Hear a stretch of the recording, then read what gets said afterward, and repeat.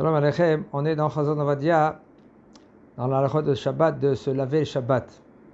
Alors comme il nous a dit déjà le Rav, que c'est assourd de se laver avec de l'eau chaude. De l'eau chaude, assourd de se laver. Même si maintenant, par exemple, dout shemesh, comme ici en Eretz, il y a avec le soleil qui chauffe, et maintenant l'eau elle est bouillante. Tu veux te laver, c'est assourd tout le corps. Et même la majorité du corps, c'est assourd. Qu'est-ce que tu peux faire? Des petites parties. Il nous dit le Rav, Issur rechitzat kol haguf orubo b'Shabbat ou afilu b'mayim poshrim. Même si c'est l'eau qu'elle est tiède, c'est assourd. Ulam, mutar lichos et kol haguf b'mayim sonenim. Avec de l'eau fraîche, on peut se laver tout le corps. Par contre, il faut faire très attention de ne pas, quand on s'essuie la tête avec les cheveux, s'il y a quelqu'un qui a des cheveux qui sont longs, qui fait attention de ne pas essorer les cheveux. Il peut, avec la serviette comme ça, doucement, ou pas de prendre tous les cheveux si c'est une femme et de faire comme ça avec la serviette. Mais regardez, pour l'instant, on parle maintenant, qu'est-ce qu'il dit le Rav? On verra Be'ezrat Hashem plus tard comment il y a une kula. Une kula, ça veut dire quelque chose que c'est plus qu'il. Pour l'instant, oui, qu'est-ce qu'on peut faire? On peut prendre par exemple de l'eau qui est froide et de attiédir un tout petit peu, ça veut dire de casser la froidure. L'eau elle est froide, de casser la froidure. Comment on peut casser la froidure? Casser la froidure, on met un tout petit peu de l'eau chaude. On parle de l'eau chaude qui était, par exemple, chauffée avec le dout shemesh, avec le soleil. Pas avec le boiler. Boiler, c'est l'électricité. Puisque l'eau, elle est bouillante. En général, l'eau, Shabbat matin, déjà, elle s'est refroidie. Le Shabbat soir, par exemple, déjà, quand il fait froid, quand il fait très froid, alors ils allument le boiler, l'électricité, et ça chauffe maintenant, le doute. Puisque ça chauffe maintenant, l'eau, elle est bouillante, il y a soleil d'être beau. Ça peut arriver à 60 degrés, 70 degrés. C'est très chaud, même tu peux faire un thé avec. Alors, va dire que là, Shabbat soir, tu n'as pas le droit maintenant ouvrir maintenant cette eau-là, parce que si tu ouvres le robinet qui est chaud, ben l'eau froide il va rentrer, il va bouillir maintenant. Mais si c'est avec le soleil, on est Mekel, comme ça il dira Vadia. Celui-là qui veut être Mekel, il peut être Mekel. Si c'est pour un enfant, c'est moutard de laver un enfant avec cela, tout son corps, un enfant de moins de 6 ans. Et si maintenant un homme il veut se laver les pieds, les mains et la tête, la figure, il peut, ou une petite partie dans le corps, pas la majorité du corps. Mais si maintenant il veut se laver tout le corps avec de l'eau qui est fraîche, alors il peut casser la froidure, comme on l'a dit tout à l'heure, avec un tout petit peu de l'eau chaude, comme on a dit, que c'est du soleil. Il n'a pas le droit maintenant, un homme, de se laver entièrement le corps avec de l'eau qui est fraîche, et il y a un chauffage, il vient maintenant devant le chauffage et il se chauffe. Parce que qu'est-ce qu'il fait dans cela? Qu'est-ce qu'il fait maintenant? Il chauffe l'eau qui est sur son corps, et c'est considéré maintenant comme maintenant il s'est lavé avec de l'eau chaude. Aval ahar shenit hamem, mais par contre après que lui qui s'est chauffé avec le chauffage, mutar lo lishtatev betzonen, il peut se laver avec de l'eau fraîche, parce que les eaux maintenant, quand ton corps maintenant qu'il est très chaud, que si maintenant tu te laves avec de l'eau fraîche, les eaux ils vont pas maintenant se chauffer. Un homme que lui, qu'il s'est lavé les mains avec de l'eau fraîche, qui est froide, il peut maintenant mettre devant le chauffage ses mains, il n'y a aucun problème. Afalpi, même que maintenant, il n'a pas essuyé ses mains. Il faut faire attention avec l'eau, de ne pas mettre l'eau sur le chauffage, parce que si tu mets l'eau sur le chauffage, qu'est-ce qui se passe? Tu cuis l'eau. Le chauffage, des fois, il est très bouillant. Surtout les chauffages que c'est avec de l'eau, dans les radiateurs, par exemple.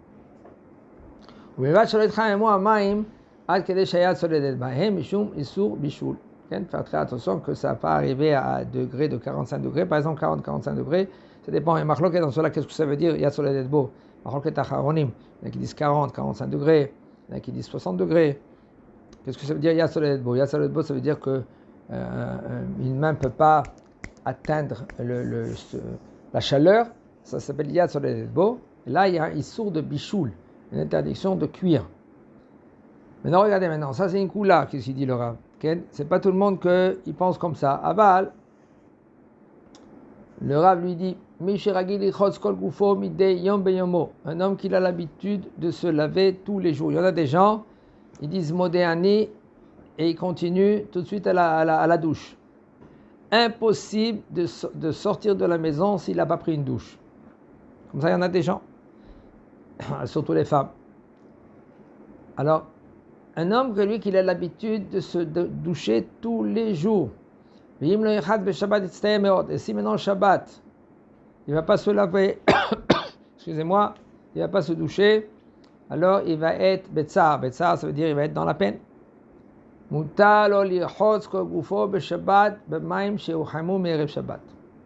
peut se laver tout le corps avec de l'eau qui était déjà préparée la veille de Shabbat.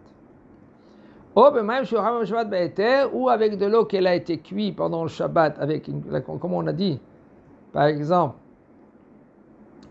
dout shemesh, comment on dit, dout shemesh, bouilloire avec le soleil, ou avec de l'eau bouillante qu'elle était sur la plaque, comme on a dit.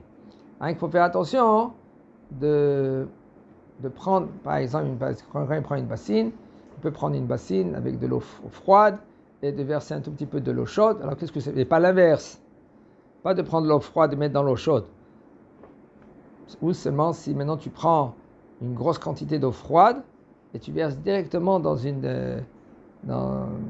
un keli que c'est d'eau chaude. Alors mais là une grosse quantité d'un trait, alors ça cuit pas. Mais si tu verses doucement, qu'est-ce qui se passe?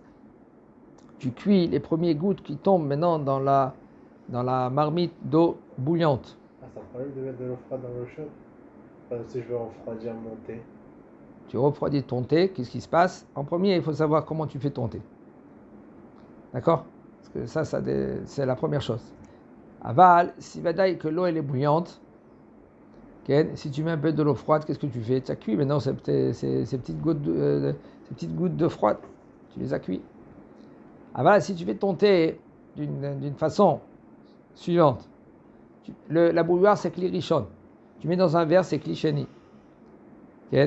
Ce kli sheni là maintenant en général, la halakha elle dit kli sheni eno mevashel. Le kli sheni il cuit pas. Aval, puisque maintenant ça vient de la bouilloire, que la bouilloire des fois elle a 80-90 degrés. Et maintenant l'eau elle est descendue maintenant de 90 degrés, elle est descendue par exemple à 60 degrés.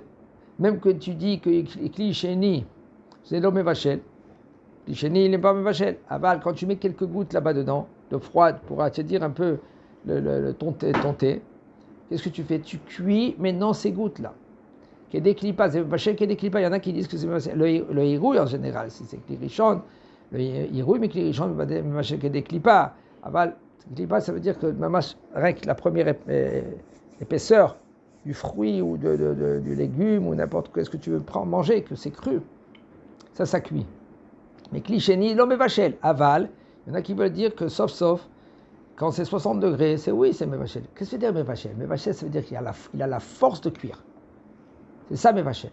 Mevashel, c'est que ça cuit entièrement l'aliment. Là, ça n'a pas cuit entièrement l'aliment. Aval, ça cuit un tout petit peu. Et ça, c'est pas un problème.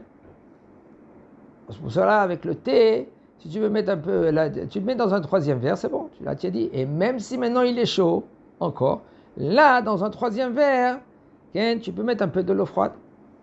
Tu comprends comment tu fais? c'est de la bouilloire. Tu as versé dans un verre.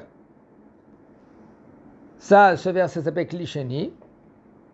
Tu verses du klisheni, tu verses dans un troisième verre. Et là, maintenant, il s'est arrêté. Il dit, maintenant, si maintenant il n'est pas à la chaleur que tu veux, maintenant tu veux baisser encore un peu, là, tu peux mettre maintenant de l'eau fraîche à la quantité que tu veux, il n'y a aucun problème. Pourquoi ça s'appelle klishlishi? Le klishlishi, c'est sûr et certain que ça ne cuit pas. En général, les séfarades, en général, okay? Excusez-moi, les ashkénazes, pas les séfarades. Les ashkénazes, quand ils veulent faire un café, on parle d'un café turc, c'est cette poudre-là, okay? En général, la poudre, le café turc, il n'est pas cuit, il est kalouille. Kalouille, c'est...